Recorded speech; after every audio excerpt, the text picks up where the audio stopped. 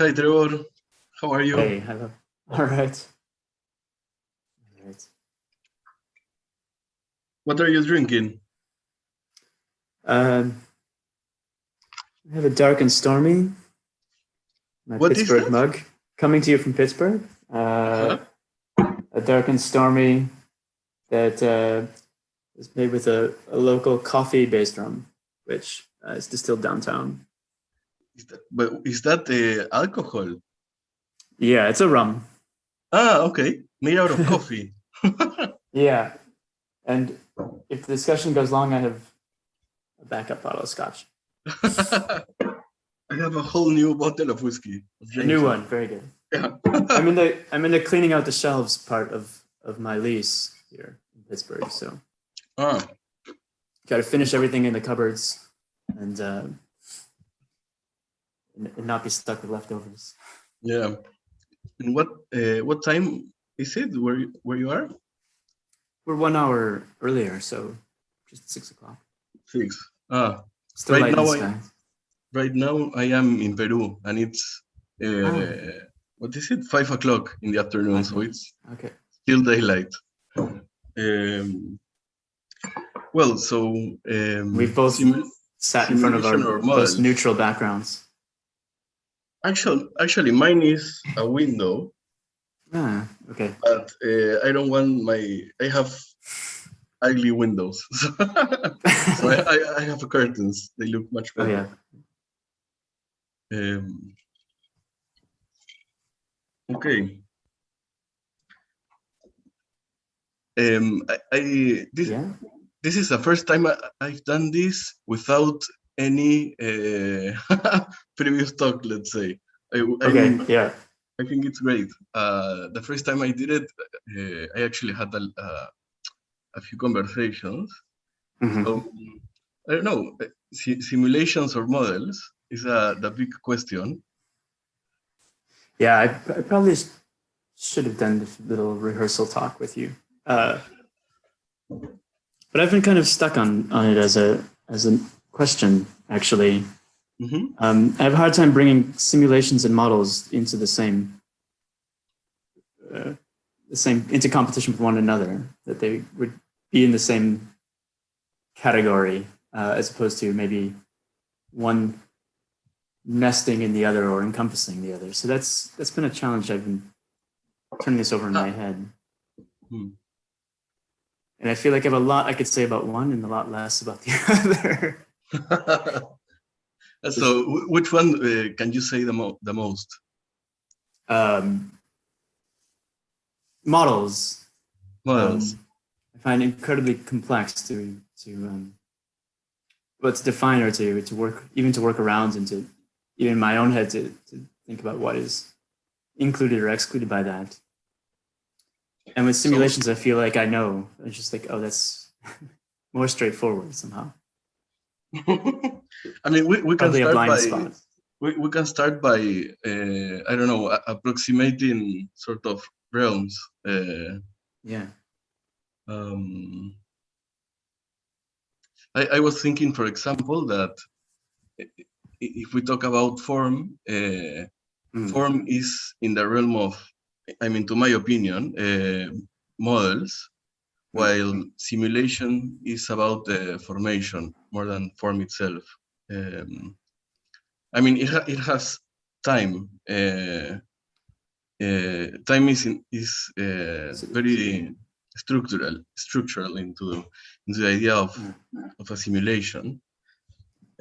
So form is Right. just Yeah. a freezing of time, let's say, in a simulation. Um, But mm. if Yes. you maybe through form you can compare them equally, and instead of one being inside the other, let's Yeah. say. Yeah. The I suppose I completely agree. The simulation, the most interesting thing about it to me is the fact that it seems almost inherently temporal or evolving or changing. Um, Almost maybe not even uh, under control or not apparent controls. Um, But the form of it, if you were to freeze it or to take one, there's a sense that the good form, let's say in simulation, the one you're looking for or seeking is much more representational. That it just kind of shows you this situation. That it's problematizing behavior, and that the representational side of that is less integral, or the formal side of it's less integral to it. It can be an interesting way to differentiate, I suppose. But some models have that as well, right? There's models that are purely to look like a scaled down version of something where their formal properties are really about representation. So you mean when you say that unstructured? When you talk about the representational side of simulations, you mean it's apparent or visual effects, and not so much about the how you call it behavior. It's about yeah, okay. So representation for simulation, you're saying that it's about defects. Representation is effects. Yeah, perhaps. Yeah, or the way that it relates to its object, maybe as well. The object that you're simulating, or the system that you're simulating, comes across in a form that is, often visual, but also kind of it's about the similarity between the simulation and, let's say, a reality or a simulated reality.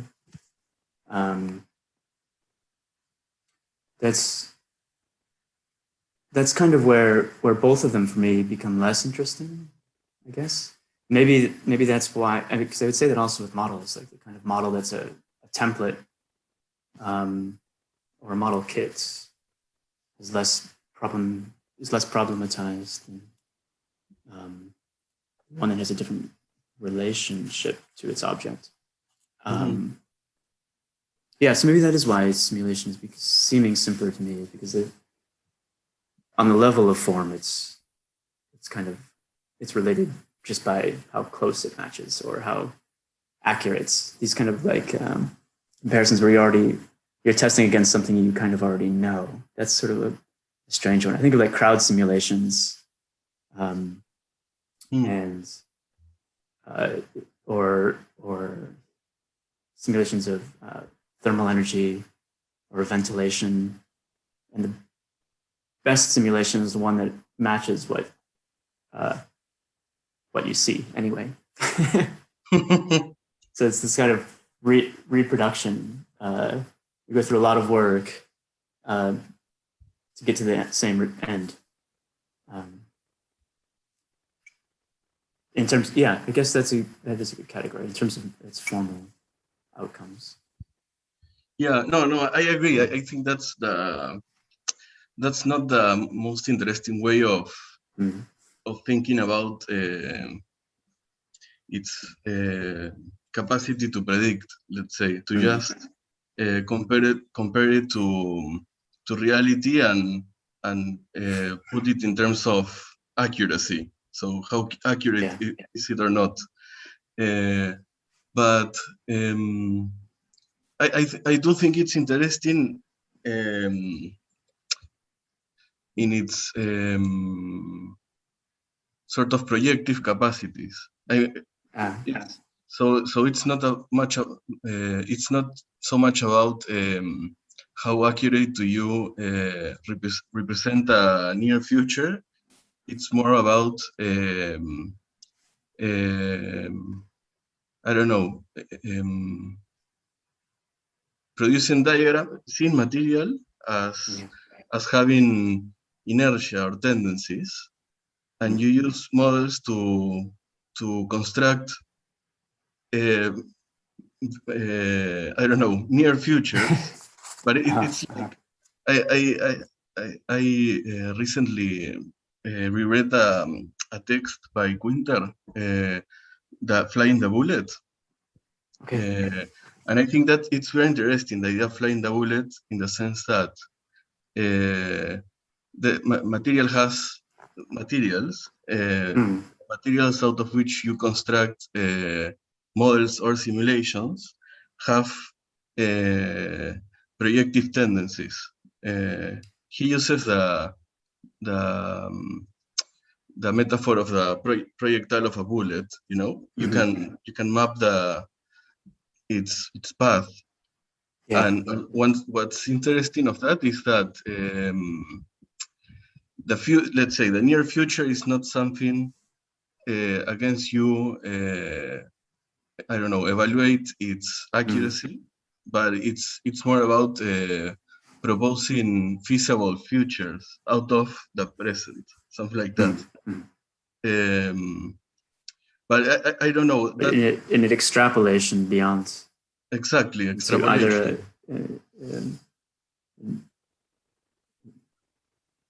dissimilar future or an near condition. Yeah, I mean, away from. It's an interesting tool for extrapolation more than verisimilitude or how exactly it predicts. You know, I think that's very interesting. You said just now constructing the model in your description of the simulation. Would you say that the simulation actually contains the model rather than the other way around? That the simulation contains the model. Or contains a model, or like a physics model, or a set of behaviors. I mean, of course, there are no truths. I mean, I mean, I think the answer is a construct in itself to see which one is riding the horse and the other one is the horse, the dynamic force. So maybe the question would be which one is more interesting to do these days.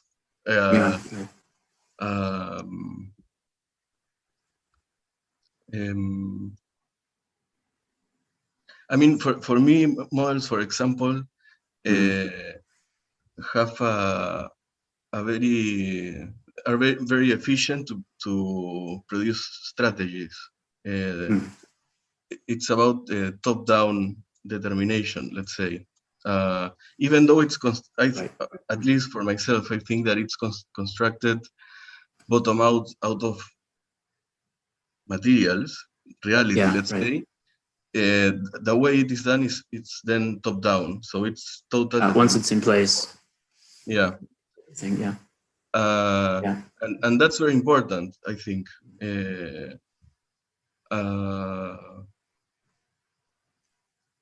I mean, I guess in many levels.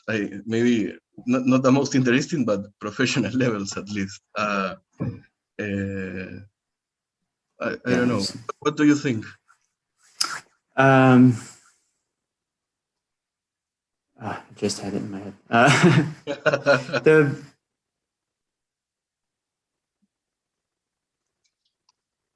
Sorry, can you repeat your last comment? Because I really just had it. Yeah. There's that the model becomes a top-down construction, or almost a guarantee, I guess you were saying, that something will operate in a particular way, that the reaction is a particular way. Models allow strategies, let's say. Strategies. And top-down determination and total control of the product, let's say. Yeah. I feel like model has somehow kind of taken over the space that diagram used to occupy in discourse in this sort of surprisingly uncomplicated way. It just sort of slid in, and instead of saying diagrams, we say models, and it has a little bit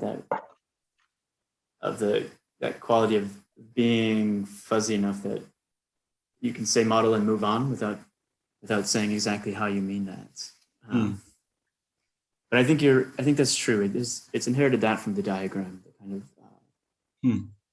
even when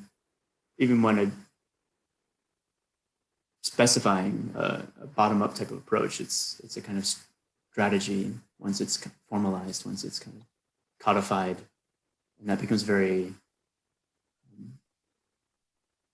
I don't want to say very rigid, but it becomes a kind of structure that it's certainly, yeah, it's a bit maybe, I think of it as a kind of, maybe it's a guarantor. You may have a very wide-ranging model. It may have lots of parameters. It can do a lot of interesting behaviors, but some things in it, some behaviors are actually kind of locked in place. And so the outcome is going to still be in the category of the starting model. It won't have become something else. Won't have changed category. And yeah, I've been thinking about that as well in relation to diagram, in the way that in some ways it's almost more I think the way it's used, the techniques, the technical facility of modeling has improved so much that the outcomes are like much wider range for architects. But at the same time, the fact that it is so autonomous in its production, it's producing the form, it's producing the visuals, the graphics. I don't make a model and then draw. The model is the drawing. It's a screenshot, or there's something going on in the graphics card that is already doing all the display in the model. So whereas like the diagram, at least the discourse around diagram was that it never resembled the end product. It was to the side of representation or of drawing. You draw an abstraction, and then the building would look nothing like the diagram. And kind of computational model, there's so much of a one-to-one between the two now. It operates like a diagram, but it also has all of the form in place, has all of the, you can put the material on right away. You can have a photorealistic rendering and still be calling it a computational model or a diagrammatic model or a conceptual model, even though it has the same, the same quality as a kind of purely end product, museum quality model, hang on the wall type of.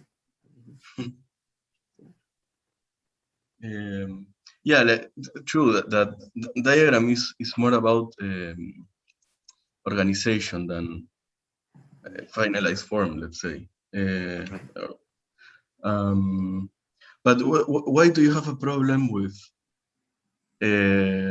models being so what word did you use? End product. No, apparently. End product. But they're doing I guess I don't have a problem. I do it all the time. I think it's really fascinating in some ways to have that finished product. Or, I mean, for me, I appreciate it because they can skip that as a separate step. And that, more interestingly, that some of those things that you would conventionally call the finishing touches or whatever can come back in actually and inform the model. So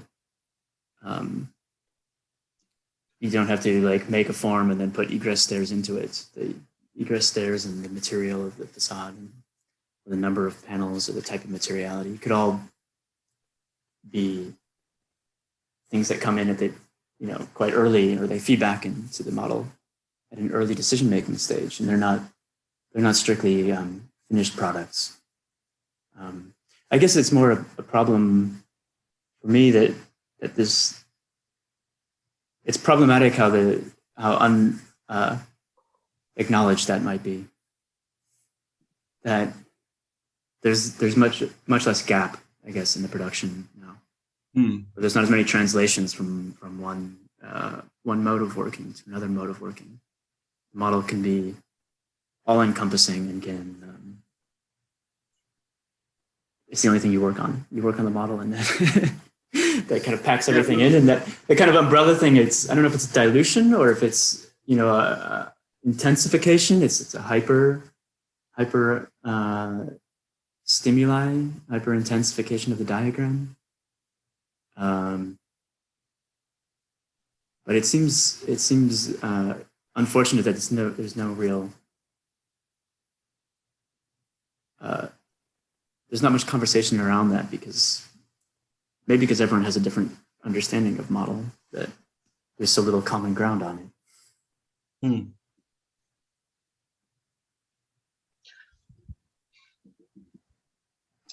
I was looking at the blog, which came out last fall, and they're all on models. And this, yeah, I found very little interesting to read in there, unfortunately. A few points, but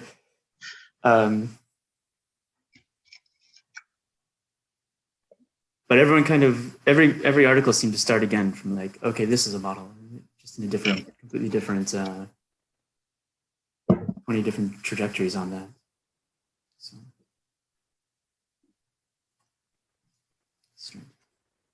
No, I was thinking that to take what you were talking about, what a model is taken granted to be, let's say, which is sort of there's no gap between the model and the building, for example. No, I think that the less interesting side of that is that it sort of quickly becomes without hierarchy, let's say, you know, and I think that the interesting thing about working first with a diagram, then actualizes itself through some forms, is the idea of hierarchy, like some components or systems have the capacity to transform others. Let's say there's an agency in that. Instead of having everything without everything on the model without hierarchy, and sort of you can subdivide it, and people can work on parts. Yeah, I mean, right. So it dilutes the idea of a project, I think.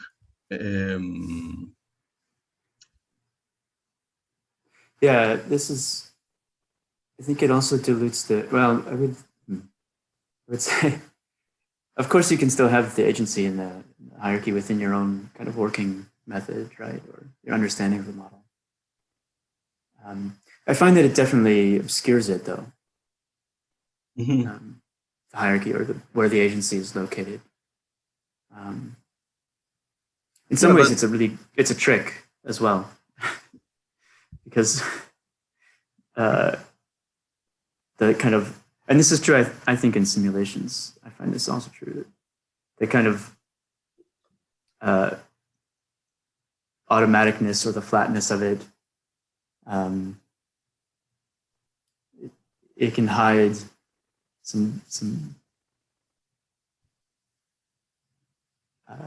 presuppositions or some biases of the designer, or you can actually sneak things in there and put in actually fairly illogical behaviors, or let's say unnatural behaviors, but then as they play out, the model itself or the simulation has such an authority to how it works. It seems like so matter of fact in a way, because there's no gap, there's no point to, you can't interrogate each step, let's say. That flatness sort of blends everything together, so you don't necessarily know what's operating, what's pulling the strings, and what's what's the puppet. Yeah, but also that flatness is apparent. I mean, even though it's apparent, it doesn't actually have to equate to how it is modeled. I mean, Right. so the idea being that the process with which you construct the model has a form itself of a way of producing hierarchies and how certain things or parts determine others. And no, I was thinking that while it is true that you can sneak in things, also it I don't know, but by the mere fact that you can put everything on the model, you can expand the fields on which you can operate on. And I find that very interesting.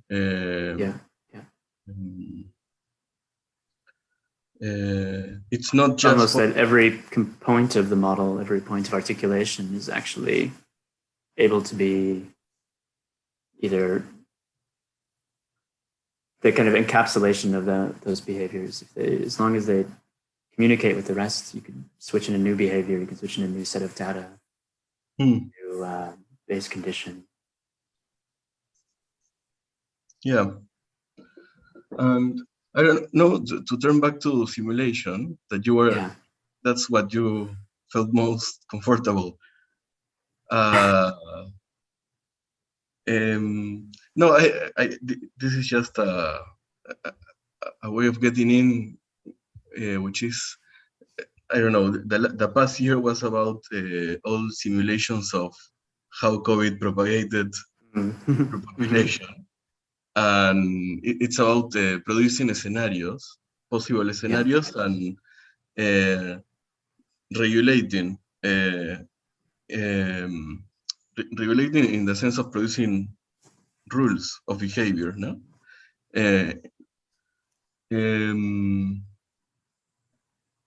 No, I was thinking, what do you think about that in relation to models? I mean, if which one of the two is more relevant or pertinent for today, let's say? What are the advantages of one or the other?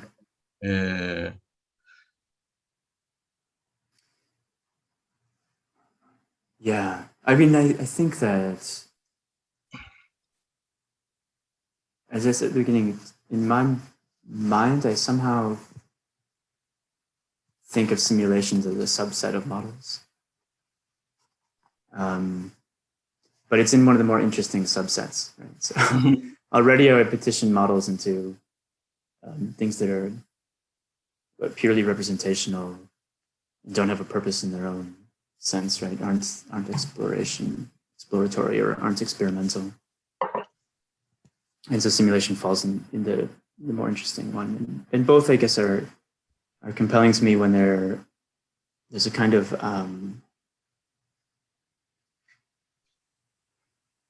when they're based around a productivity, about a generativity, or kind of creating something.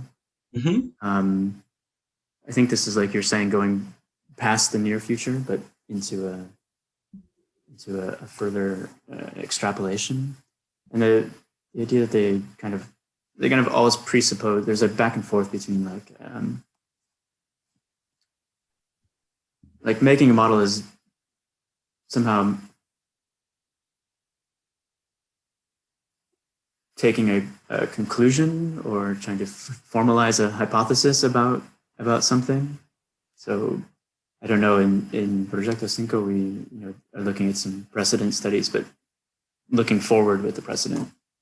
So trying to make a model that goes beyond what it did in the past. So you do models, not simulations. I think I would call it, I think they're models. They're almost typological. They're very relational. They're very structured and formal. But then their purpose is to say, right, we're presupposing that this model this is the model behind some precedent piece of architecture, a building, not trying to reconstruct, not trying to simulate the architect's thought process or the design theories that might have been en vogue then, or what they've written about it, but to take it as a piece of evidence and then build a model around that evidence, but with the goal that it is like one of the evidence is kind of a tentative or hesitant kind of experiment, and there are more possibilities that are further afield, that are further along the trajectory. And I don't think we could call those simulations. They're not really behavioral, for one, or temporal. But they're made as an experimental object, and they're made to kind of be tested, to confirm or disconfirm a hypothesis. They're very experimental as opposed to trying to be fixing, not trying to fix it, but trying to find places and even to find their gaps and where something else might slot in, as you said. And I think with simulations, I find this same approach very interesting, or the more interesting one, as opposed to trying to match an existing condition, but where it's something that tests itself. Or the challenge, almost like an exercise, like the point is to figure out where it needs an injection, where it needs more strength, or where it needs new behaviors, how to keep it always off balance a little bit. I was thinking what you were saying about what we were talking about stretching and extrapolating. I think that's a very interesting means of way of novelty, let's say, of producing new out of the old. But maybe I'm wrong, but I think that in times of crisis, let's say, like the one we're on today, I don't know that the future is not. It's somehow the future loses inertia from the present, or it's like a turn. And the present from the near past. Yeah, it's a big turn, a U-turn. I don't know, but so extrapolation, I think that loses verisimilitude if it's just an extrapolation out of the past. But I was thinking that I don't know, in thesis, for example, we tend to produce integration between two or more models. So what we do is we construct models, and we do this, like try to produce singular forms that are exaggerations or extrapolations out of the case study, but then we integrate them. And I think that what the idea of integration does, first, is that you don't put things together that has nothing to do with each other. It's not mixing things up and just that. It's more like seeing in the case study a very incipient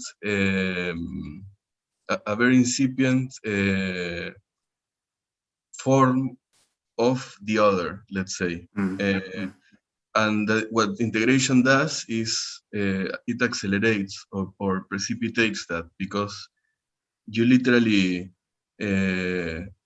integrate a model of the other with the case study, and what that does is, I think I mean, extrapolation, I think, goes so far, but then you need some sort of strategy to take it even further.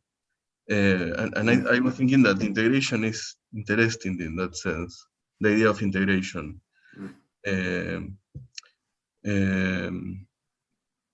To put things together that are already there in a very incipient form in the other, let's say. Is this something that you think would also work in simulation, or is this, I mean, I'm thinking about the review from your course last year, and there were a couple of projects that were really working on like a behavior that catalyzed another behavior. Yeah.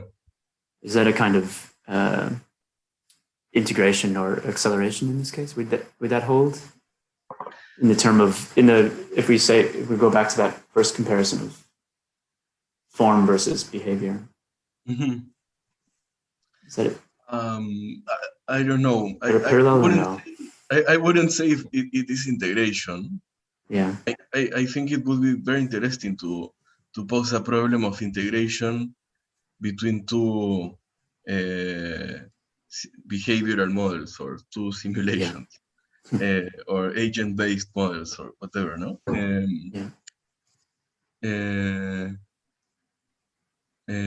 But let's say in simulations or in the case of my course, agent-based models,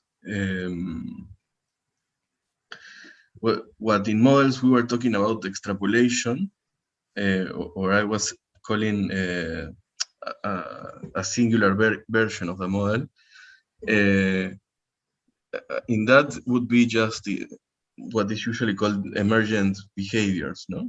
So it's the product of the convergence of lots of local relations that arise some sort of form. It's much more difficult to determine or predict. On the other hand, so I not integrated because they don't actually crystallize in place. They're still distinct behaviors. They've just kind of reached a balancing or an equilibrium or an ecological performance, like that the ecosystem has now evolved a behavior. Yeah. Yeah, I mean, the ecology would be interesting as a figure to see how do you integrate two behavioral models to simulations. Because they're never fully, I mean, they can always still disintegrate. Yeah, exactly. The agent maintains its own unity, its own objectness, and it can, one or two of them can wander off without affecting. Exactly. Yeah, but that wouldn't be integration, because integration would mean to produce one out of that. One that is neither the two that were before. I don't know. I haven't thought of that. I will work on that. I think it's an interesting problem. I've been dealing with that through the idea of ecosystem, but not through the idea of integration.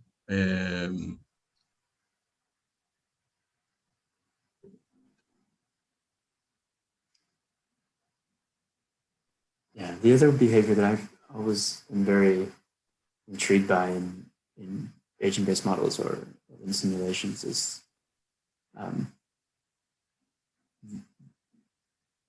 the entropic force, the kind of maybe the disintegration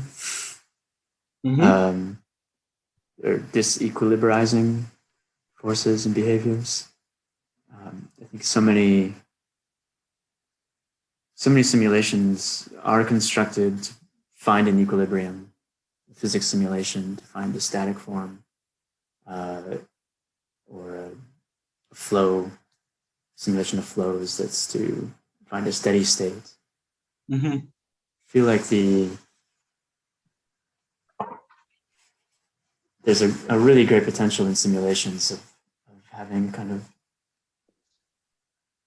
counteracting a force that erases patterns or forgets emergence in some way, a reset kind of switch that sends it back to construct up, and then you really see to what extent these emergent behaviors, do they recur or do they not? That's something that I think is really great potential in simulation that I would have a really hard time finding an analog for in a static model or in a non-temporal model. Kind of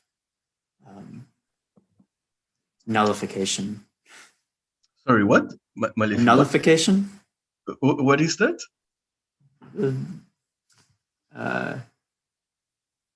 Yeah, kind of erasure or a disintegration or removal of that what's constructed back down to components, to elements, to the smallest member. Yeah. So that the capacity to produce order and hierarchy and then disintegrate and produce a new order that wasn't the one before, let's say. Yeah. Kind of. What is the?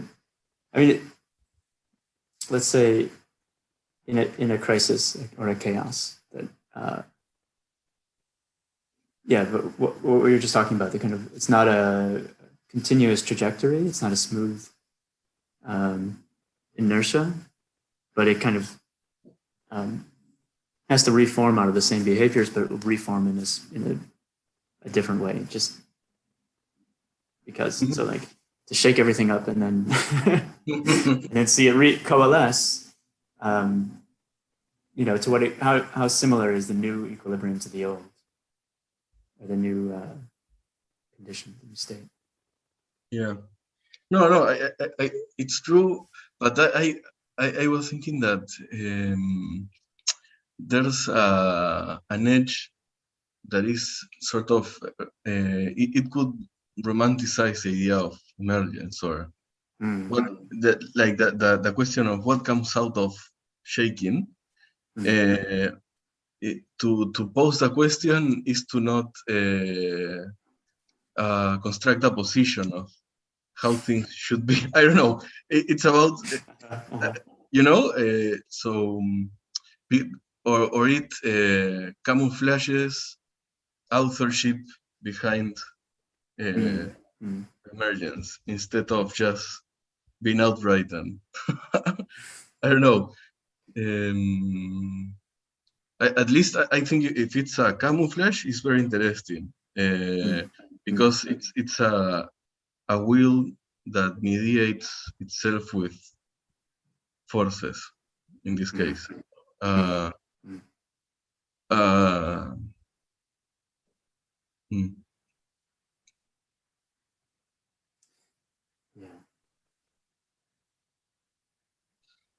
Maybe it's an opportunity to edit behaviors as well. To what? To edit behaviors, or to edit. To introduce a new agent, or bring back to life ones that died. Give them the upper hand the second time around. I'm thinking of ways that could be a strategy as well. It could be deliberate reconfiguration. Yeah, but would you say that so the author of a simulation is a more camouflaged author, let's say, and the author of the model, it's a more explicit, or its will is explicit, let's say, and the other one is more layered or implicit in the simulation. Yeah, I would say that's probably, I could probably agree with that.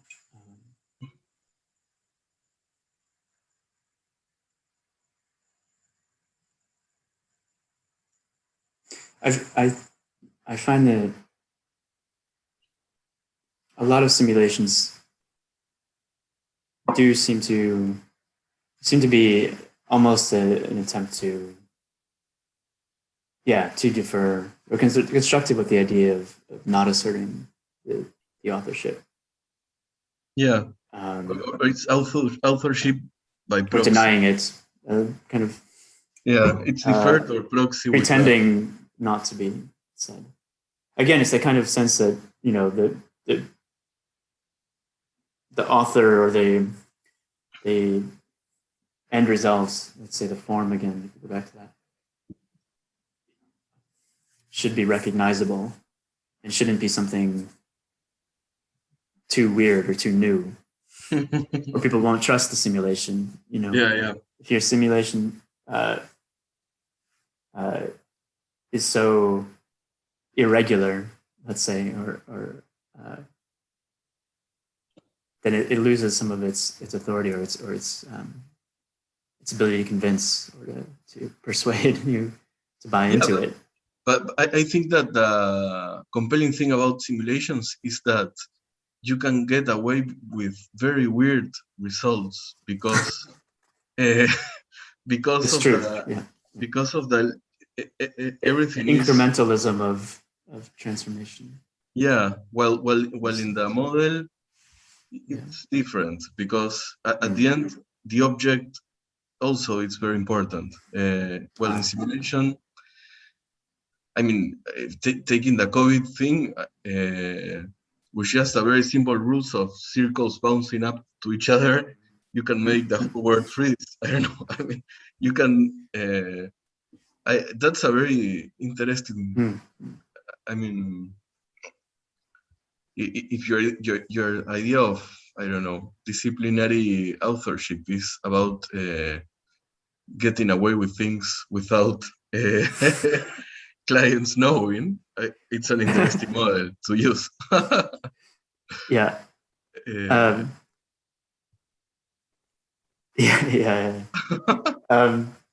Which is a good model, I think, actually. I was trying to introduce some but the important thing is that the end product is only apparently just a product or an end product, not for the architect but for other people. I mean, I do think that the architect should either post-rationalizing or post-determining that the end product is the object it wanted. I do think that you need both instances. If not, you're like held hostage of your own procedure or something like that. I don't know.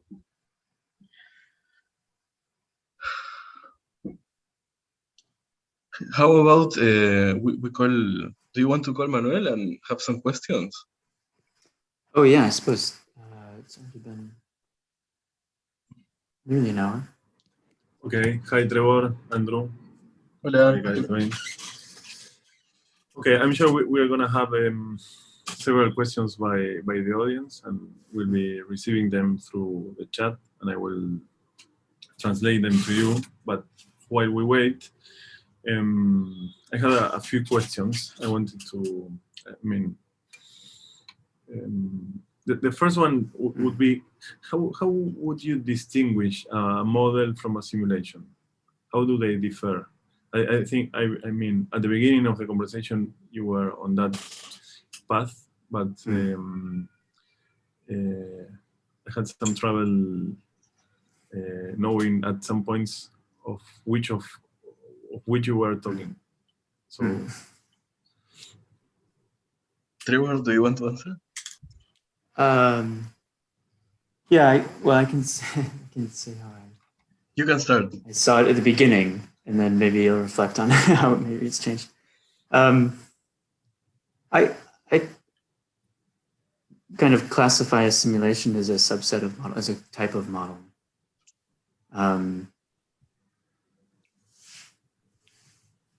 It has more. It has so that it's easier to step back and call all your simulations models or refer to the modeling of the simulation. But the model generally would not be interchangeable. You can swap simulation in as interchangeably. And some of that is, I think, yeah, this sort of semantic expansion that the word is taking on, just kind of covering more like an umbrella, not necessarily that it should mean more and more categories.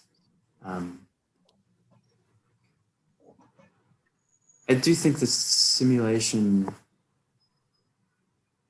as a category has to be inherently dynamic, or at least temporal, in my mind, to warrant the name.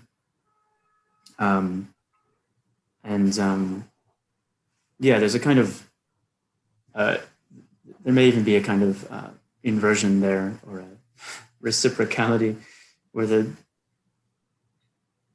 simulation also contains models within itself. So the model of an agent behavior, for example, is maybe a non-temporal or non-dynamic. It's a set of properties or behaviors or actions it can take that's placed within a simulation and played out over time. But the structure, that simulation can also have a structure that is modeled, that has a kind of a form or a formalized system, or the structure that gives the domain of it, the base conditions, the environment, if you will. So in that sense, to me, models are very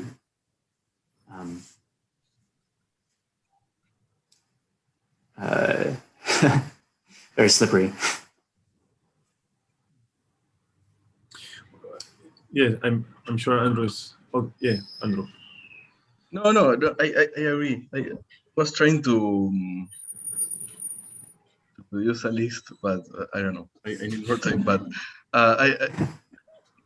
just to polarize, I think one deals with space and the other with space, but also time, as Trevor was saying. One is about form, like crystallized form, rigid form. I mean, it can be animate form, like in the virtual sense, but not actual, not actual development in time. So one is form and the other formation. Let's say. I also think one is about strategy and top-down determinism, and the other one is, I don't know, about tactics and bottom-up. I mean, this is very, I guess it's the conventional way of putting it. I do think that when we were talking about this, it was... I was about to say the same thing as the last thing you said, that it's the conventional way of putting it. And I was more interested in the way that you, Andrew and Trevor, understand it as architects, not how it is used in a broader sense, but how is it that you actually use it. Because I don't know, immediately you could have counterexamples of that, like simulation has form. If you have the simulation of I mean, even in a conventional way, you have a simulation of the structural forces at play in a structure, and you have form, and it has spatial effects. And on the other hand, if you are, let's say, a model using some words that you used, is a series of concatenated and structured diagrams that one follows the other. You can also have time. I mean, it's just, I think the medium stands it, is able to support it. So, yeah, I mean, in that sense, a model can simulate and, well, I don't know, but yeah, the point was, how do you use it as architects, not as a definition of that? Yeah, no, I think that maybe the of what we talk, a very interesting point is the way in which each has its own tools to reach some form of novelty.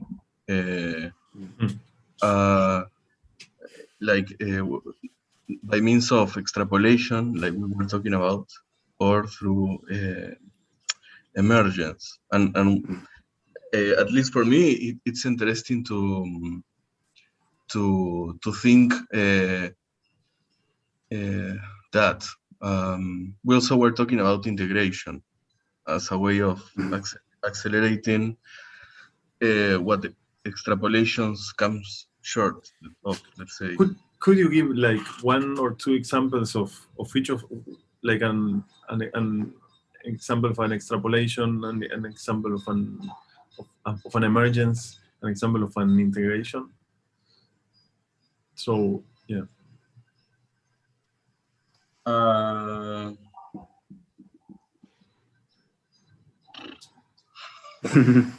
What?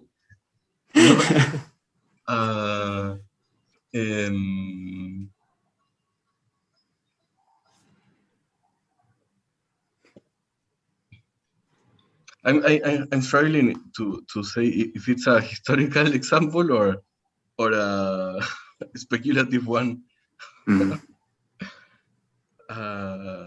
Because it can be used also like that.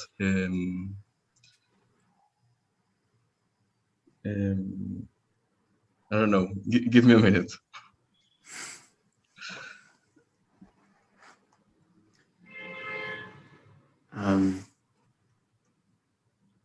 Yeah, I mean, the example that I gave earlier about extrapolation was, using a kind of precedent, or working from often not from the precedent itself, but from some modeling a relationship in architecture, or between systems of the architecture,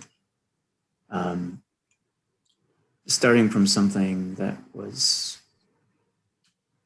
fairly conventional relationship between between a circulation and a massing, or between a form and its environment, and then suggesting that that relationship's not a fixed relationship, but something that has a lot of range to either side, and then trying to, maybe you've got a couple of different points that you sample, can take out of either a precedent or a vernacular type, or a conventional usage, the way that diagrams of architecture, I don't know, a corridor to units, for example, and then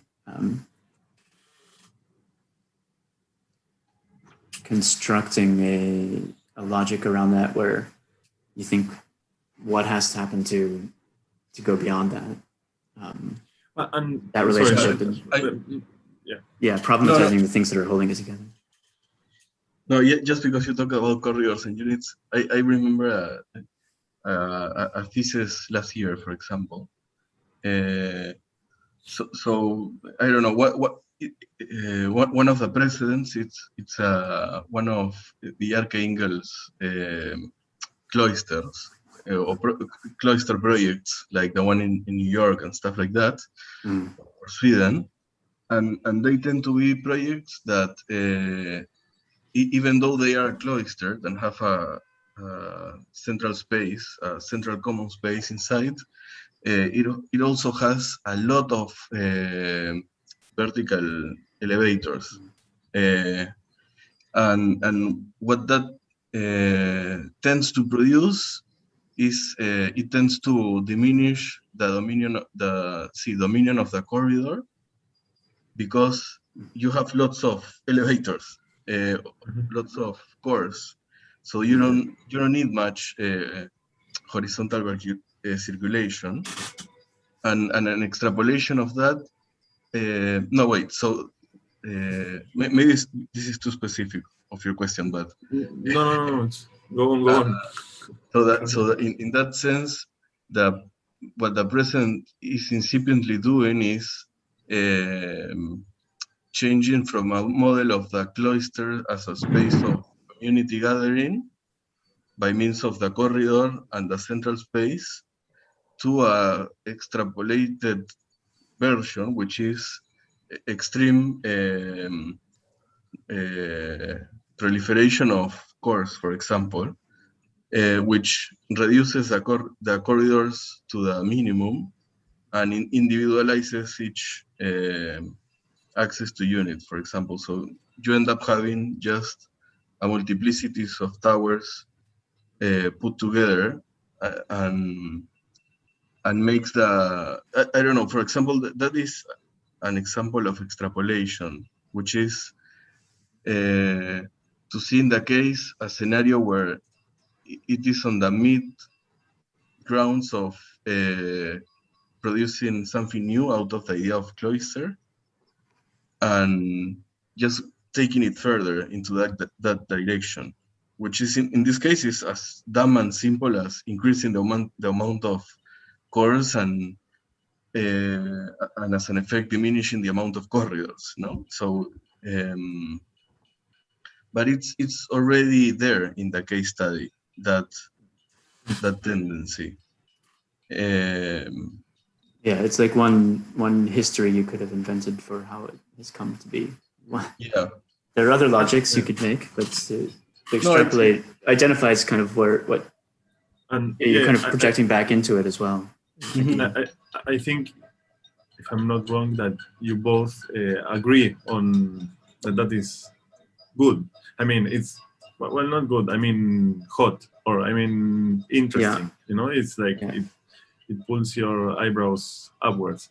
So yeah, my question would be why, or what, or why do you find it interesting or erotic, but not in a personal way, but in a more culturally mediated and as a way of maybe making a force that is around there as part of your subjectivity, not as an inner expression of yourself, but as a way of becoming a medium. Yeah.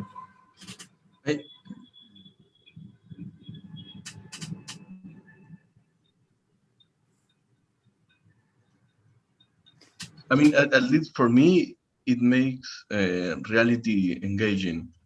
It's it makes reality productive. It's not so much about the, I don't know.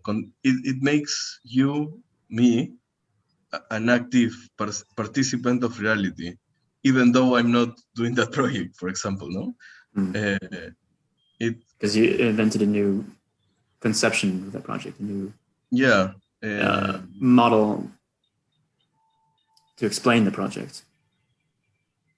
And through that make a new one, you know. I think that's part of it as well, that it's like always like just begging to be tested. That's sort of the putting forward is not to solve it's not solving a crime, right? Not historic, like this is how it happens. But it's almost a dare. Yeah, exactly. Maybe it was like this. Now let's take that forward and see if that actually continues to work, or what if it spins off another branch. Yeah, it's like following the example of which I was saying, is saying, so communities around buildings are tending to produce a false sense of community, or a new form of community which doesn't rely on common space. So, but it's an incipient version of it in Villarquez's projects. So the challenge or the dare is to produce that new form, you know. I don't know. It has to demonstrate this as well. I mean, a new form has to be. Has to have a testing. Has to have a crucible. Yeah, I think. I mean, I cannot grasp it myself the way I wish I could, but I think there is something in between novelty and latency. There is something that Yeah.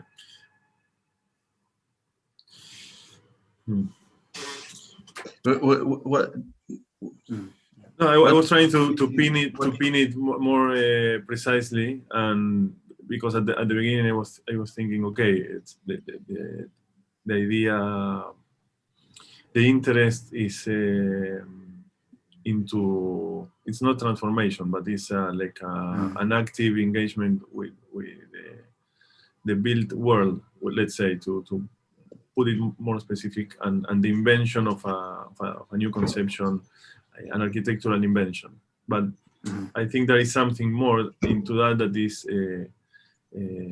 that doesn't come out of the blue, but is the like rewriting, or as the emergence of something that is latent. But then, at least in what Andrew was saying, there was something more, even that it was something related to multiplicities, and not just any emergence or any latency. Yeah, and that would take me to the next question, that is about about this that we are talking. Which is the role that models and or simulations have? Like, how do they play as mediums with this interest? And that is not a personal, I'm sure it's not a personal interest. It's much more than that. But how do you think they work as mediums? I mean, they work better, like the technicality of how do they work, and the performance, like which one works better. And yeah.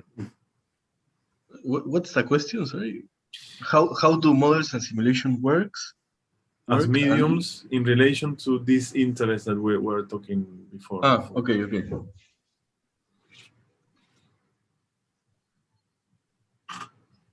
Interest of novelty, you mean?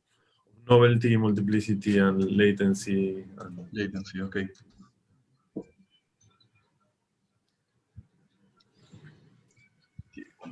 You talk, Trevor. Okay.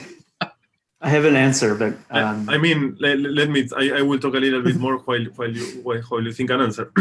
Why is it that you don't do it with a physical model? I mean, a traditional physical model, or just getting some paper and making some sketches, or any other medium, architectural traditional medium? Where is the difference, and how do they relate with the interest of emergent novelty, emergent multiplicitous novelty? I think, okay, so that clarifies a little bit what you're asking. Definitely for me. I think what is compelling about that is, as a medium, is there's an almost inherent, I suppose you could probably get around it, but there's an almost inherent suggestion of either a kind of interactivity or immutability to models and simulation. Both, I suppose, in that they are. It's I guess, it's always been part of the design practice. We'll talk about a recursive design practice, or process oriented, but there, with a model, you can actually kind of bundle that into the end product itself, right? That the facility for it to change or to be tested, put through its paces to find the variation within it, and that interactivity also uncovers the logic. It reveals the rules. Like playing a game, playing SimCity, you learn the behaviors, and even if you don't read the code of the game, you know how adding one piece affects the whole system. In a simulation, you can see how changing the number of agents or changing their transmissibility, the infection rates, incrementally, but autonomously kind of, it plays out those variations, those multiple variations. So there's a sense that it's really structured as an experiment. It sets some of the grounds for testing it, and that can be good as a designer, but it can also be interesting to an audience. I think that people play with the models or they run the simulations, and actually it's in that way telling people how it works in a sort of implicit way, and it can be very convincing. As Andrew, as you're saying, like the end result can end up very far away, but the way that if you can follow along, you start to anticipate the next step. You don't know where it's going to end, but you can. Yeah. Each bit is logical, or each bit follows on from the first in the short. That can be very much a convincing thing, but also if it doesn't produce the result, or if the end result like blows up, that it's also very instructive. So it kind of packages its own evaluation with it in some ways. It's maybe too simple a way of putting it, but I think that's something I appreciate because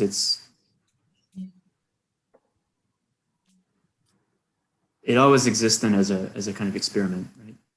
It's like setting something up and then saying this is I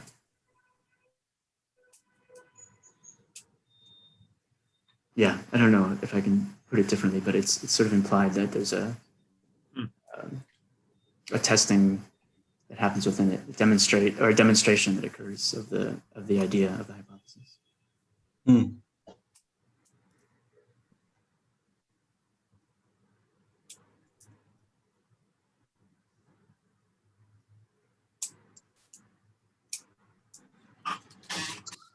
Whereas, like with the physical model, making models out of paper, that experimentation or the testing of different ideas it's a very external thing. Depends on which models you've made, how they're sequenced, placed on the table, if they're done. And the terms of that are so open-ended. You just do the same model in a different material, for example, and whereas someone else would do the different forms within the same materials, and are those comparable? I don't know. There's a kind of explicit experimental structure. We have a question from the audience, but I was thinking that one short answer could be because you can't otherwise. I don't know if that is precisely true, but it would be interesting to construct that answer. You know what I mean? Like if the answer would be if you can't otherwise, and maybe there could be a more specific definition of certain type of model or certain modality of models that have already a tendency, a formal and formal tendency, but formal in the sense of models. But okay. Trevor was talking about formal in the sense of typological models, for example, in what he's doing in his studio. So it's formed in the context of typology, for example. Okay. So maybe we can wait one moment for the question, because that takes me to something that was in my mind since you started talking. That is, what is the role of history then? Because if you say typology, what is the role of history, or how does history relates with simulations and models, or with either or?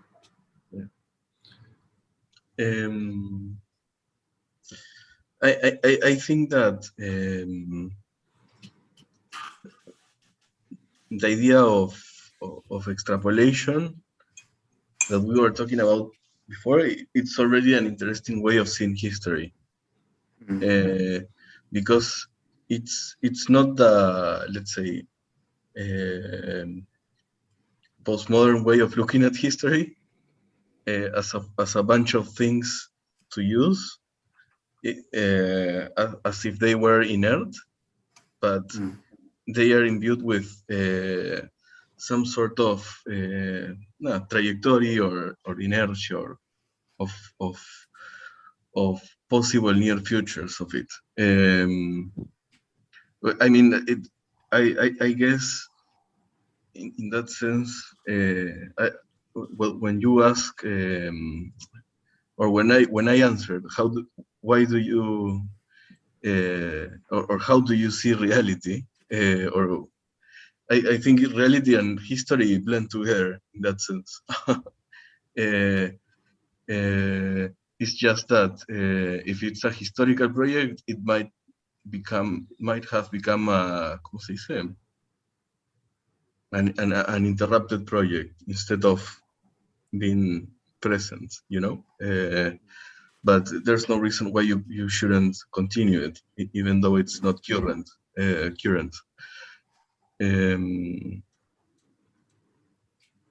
So what was the question?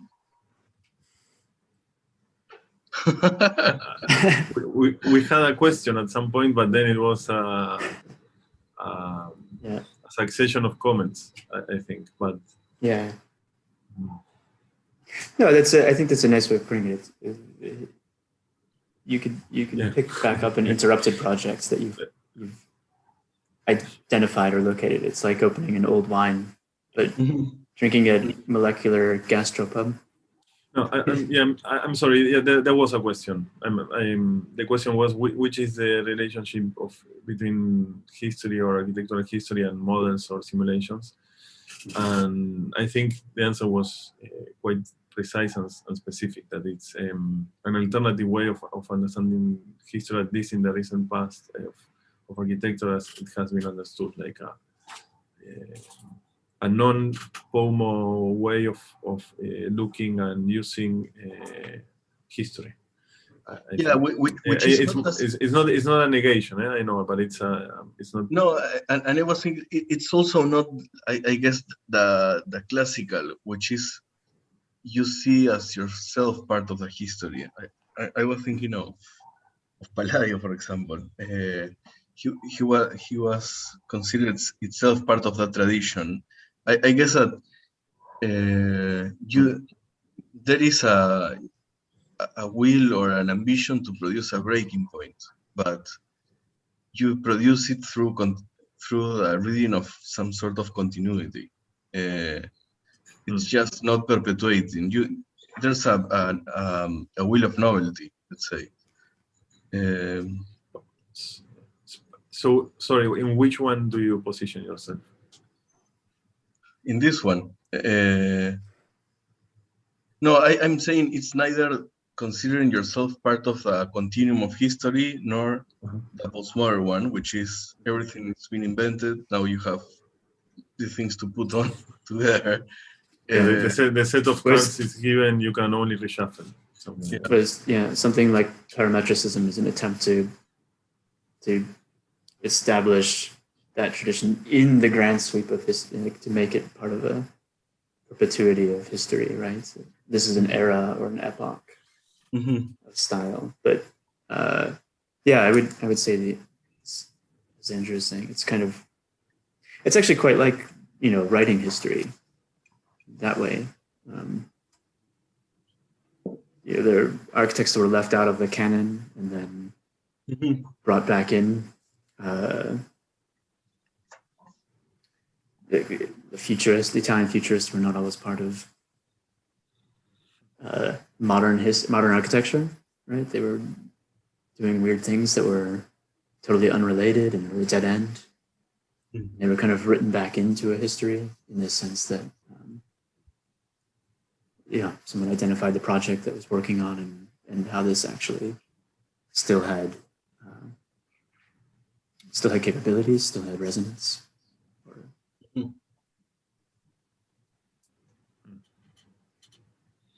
Yeah. Okay, we have a question from Melissa Pomstein that is, I'm going to read it, okay? It's, if an essential characteristic of a simulation is movement and its dynamic condition, how is one able to evaluate or recognize or even create a singularity or novelty when by its own definition it might be there at one moment but disappear the next one? And she goes on. Should it be thought of a series of frames instead, thus losing its dynamic condition or its objectivity, or is objectively not the way to evaluate it? Sorry, what? Can you repeat that last part? Should it be thought of a series of frames instead, thus losing its dynamic condition, or is objectively not the way to evaluate it?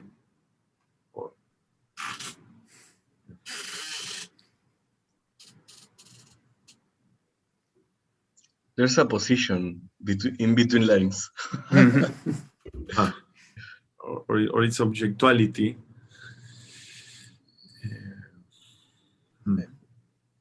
What does she mean by that? As an objecthood, let's say? I will read it once more. Should it be thought of a series of frames instead, thus losing its dynamic condition or its objectuality, not the way to evaluate it? Objectuality being objecthood, let's say. Objetualidad. Sí. It's object quality. Right. Instead of objectuality. It's quality as an object. Okay.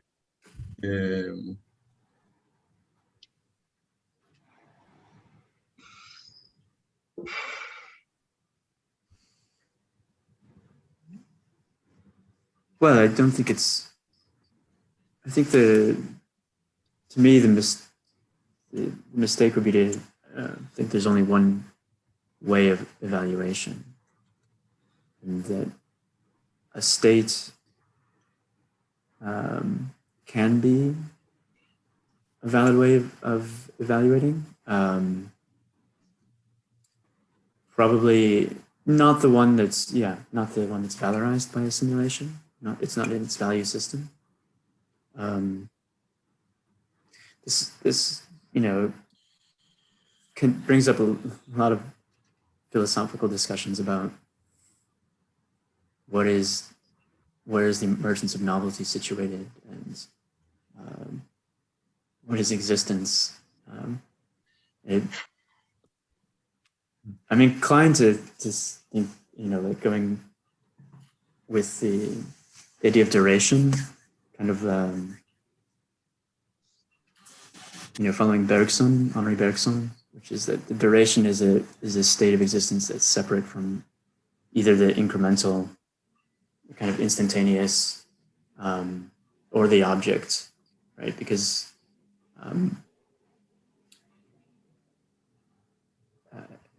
duration not as a purely metrical thing, but that meaning, okay, 5 frames means it's existed, or 10 frames means it's existed.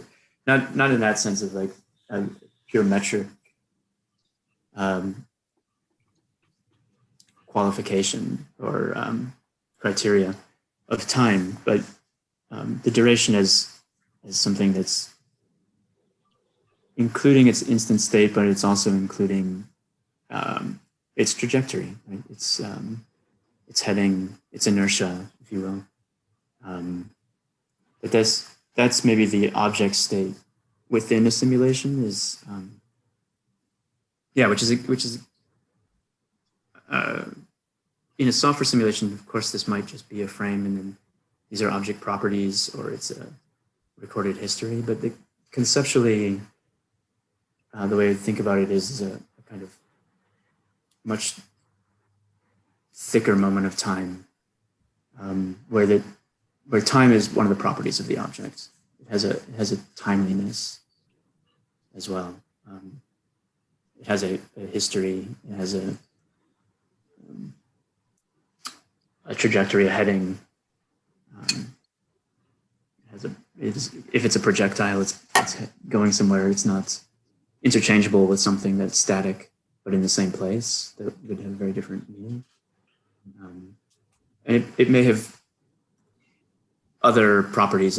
Movement is the easiest one to say, but if you're talking about temperature, or thermal energy, and the kind of what flux it's on, so this is all kind of like in the differential properties. Yeah, it's a paradox, I guess, that's always existed. The kind of paradox of instantaneous and the infinitesimal. But I always liked Bergson's reading of that, of duration as a way of making that a quality that the object expresses, not just something that happened in the past or that it's disconnected. Yeah, I think there is a famous quote by Bergson that I think would suit very well with Melissa's question. That is the idea that you hear bells of a church, but you can only retroactively understand the rhythm that they had. You hear one bell, the other bell, and it's only retroactively that you can perceive its duration and its rhythm. And because in that sense, I was thinking that also a possible answer to Melissa's question is that, at least in the way that she is formulating the question, that is understood as a series of frames, I'm not sure that it would lose its dynamic condition. Maybe we could make a difference between movement and dynamicity, or dynamics and movement. Yeah, I mean, yeah, I don't know, because I have a question that is somehow related to that, but maybe Andrew, you were thinking of something that you wanted to say.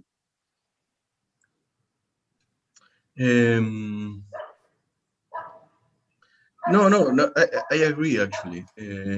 I think that, I mean, at some, I don't actually understand completely the question, mostly the last part, the objectuality part, but I do think that a good way of answering is challenging the presuppositions of the question, which is, I mean, the question is either or, you know. So if it's dynamic, that's opposed to the object or to the frame, and the answer is no. The frame has all the previous frames embedded in it. So it's. I think that's a good answer. Let's say it's an expression of time. Let's say it's not. Okay, but I would say something. I would go even further. That it's not the presuppositions of the question, but it's you're challenging the presuppositions of the conversation that you had with Trevor at some point. Because I think one could say that the question was led by the conversation. It's only using the presuppositions, because you started saying simulations, you have time and dynamics and form and I don't know and so on. But I maybe we could start going to the end of the conversation, and I have a more banal question, that is, because at one point you were talking about little bubbles in, I don't know, in a pandemic simulation, and yeah. So, which is the role of appearance?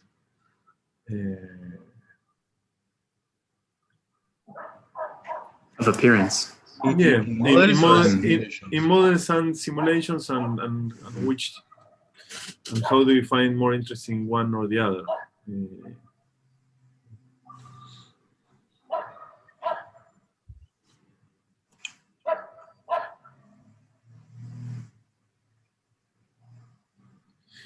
I mean, I think that without appearance, simulation has no value. I know Trevor doesn't agree, but Because I don't have to answer. what you were calling mere representation, let's say. No, I think that yeah, appearance is it's vital, and also it should be vital because it's too easy to say it isn't. Yeah. Okay. I think I think no. I agree completely with that in the point that specifically in the point that the problem with appearance is when you polarize it with profoundness or with structure. Mm-hmm. Exactly. Yeah. It becomes uninteresting when it's dissociated or left as just appearance.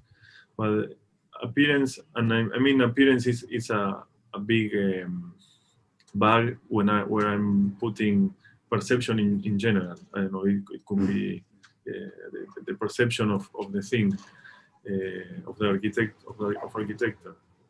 Mm-hmm. Yeah. I think that it could be understood as more instinctive or more intuitively perception of a structure. Or I don't know if of as an index of something, not just as. I don't know. What do you think about that?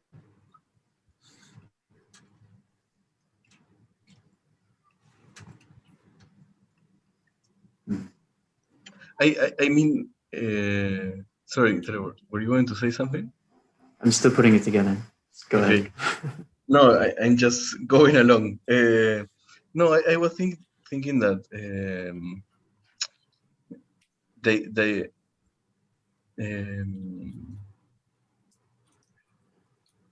I guess that the idea of appearance, it has the preconception of what you were talking about, like deep structure or form, and what is apparent or on the surface. And that's a polarization that it's unproductive,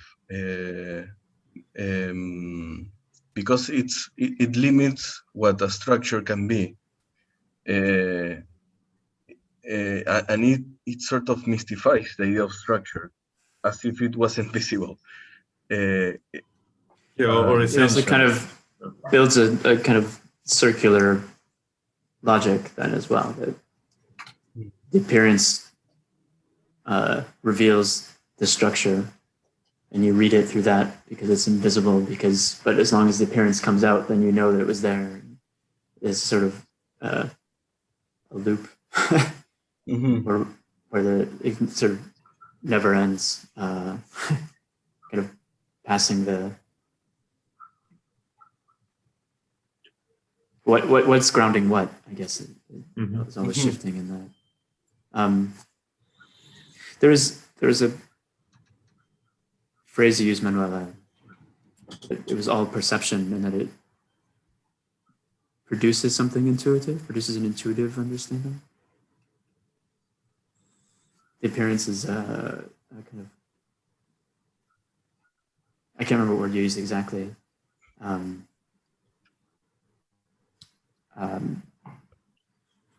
But it made me, it called to mind the logic of semiotics by Peirce, where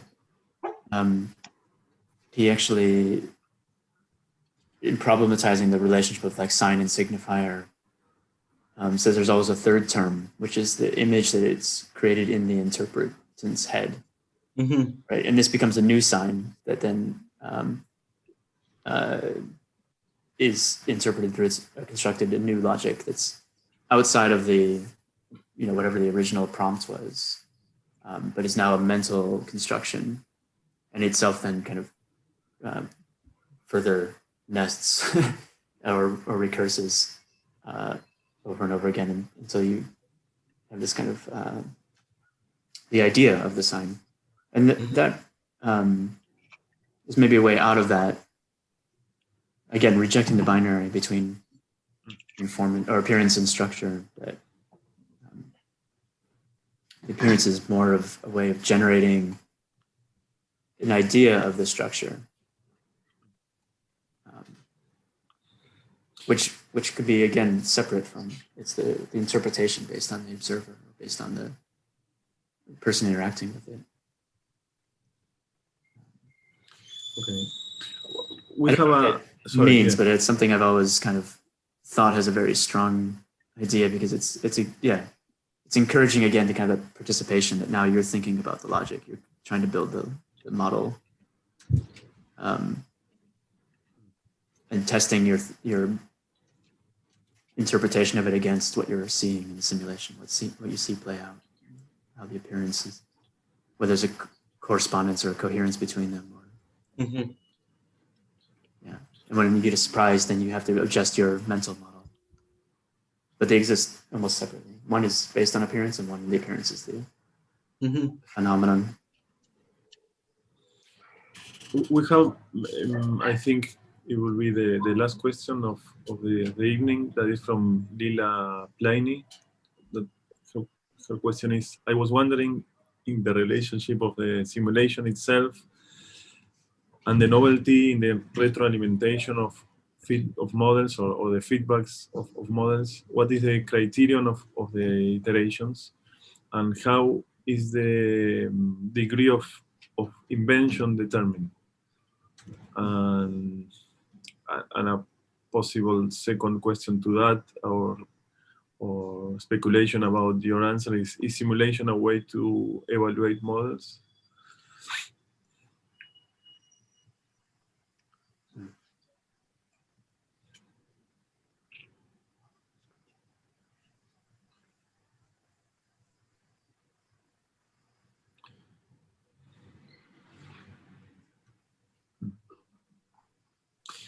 Okay, no. I guess that with criterion of iterations, maybe would be how many, how much,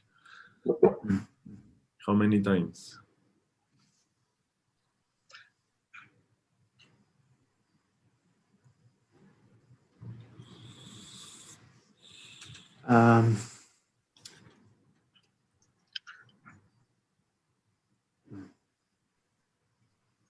I mean, there are certain models or certain simulations where the goal is to find an equilibrium, right, or a state of equilibrium, and then the criterion of iteration is to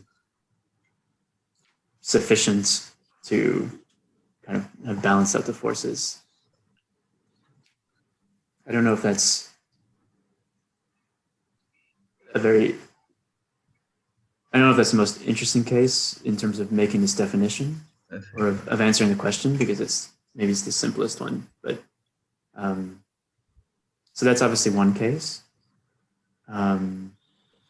where you are looking for it to end, and then you have effectively a kind of stable condition, or a cycle, a stable cycle.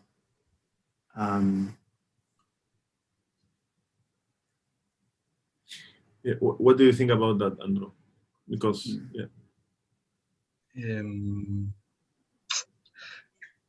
no, I was reading the question. I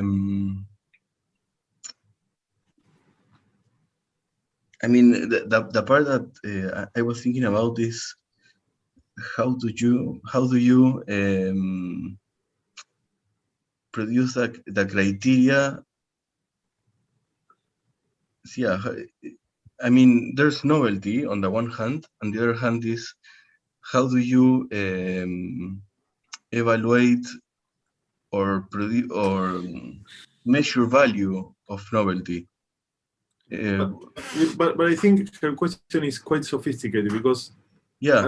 At one point, one could, if one would be only led by but some parts of the conversation, one would say, okay, Eureka, that's it, novelty. No, let's stop the machine. We've got novelty.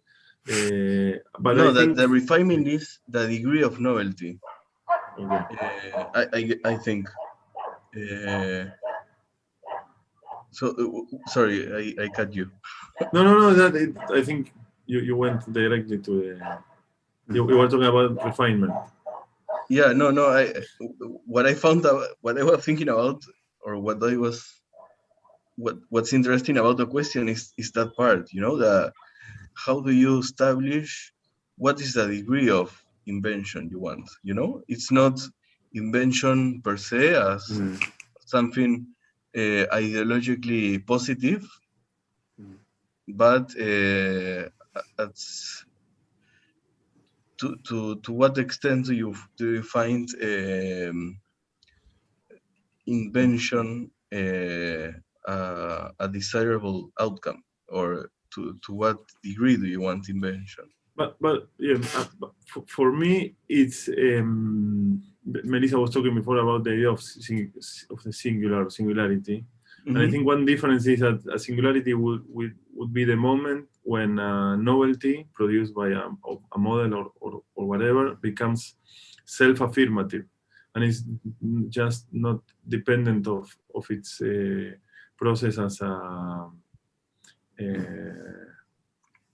the outcome of something else. It becomes something in itself, and yeah, at some point it will be like how it will relate with the inertias of architectural history, I think. Yeah, I mean, for me, it's actually a dilemma, that question. I truly don't know the answer, because on the one hand,